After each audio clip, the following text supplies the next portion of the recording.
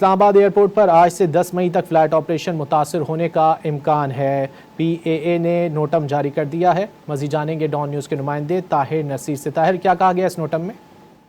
جی دیکھیں، یہ Pakistan civil aviation authority کی جانب سے ایک نوٹم جاری کیا گیا۔ اس میں یہ کہا گیا کہ اسلام آباد ایئرپورٹ پر 8 سے 10 مئی تک فلائٹ کے آپریشن متاثر ہونے کا امکان ہے۔ نوٹم میں یہ بھی کہا گیا ہے کہ آپریشنل وجوہات کی وجہ اسلام آباد ایئرپورٹ پر پروازوں کی آمد و روانگی متاثر ہو سکتی ہے، جبکہ نوٹم میں یہ ہدایت جاری کی گئی کہ اسلام آباد آنے والی پروازوں کو اضافی ہولڈنگ فیول ساتھ بھی رکھنا چاہیے۔ اور یہ بھی نوٹم میں کہا گیا کہ 8 مئی کو صبح 11:15 سے لے کے دن 12:15 تک اور 9 اور 10 مئی کو رات 8 بجے سے رات 9:15 کے دوران پروازوں کی آمد و رفت متاثر ہو سکتی ہے۔ تاہم اس حوالے سے باقاعدہ طور پر نوٹم جاری کیا گیا اور 8 سے 10 مئی کا یہ نوٹم ہے کہ اس دوران فلائٹ آپریشن متاثر ہونے کا امکان ہے۔ جی طاہر، بہت شکریہ ان تفصیلات کے لیے۔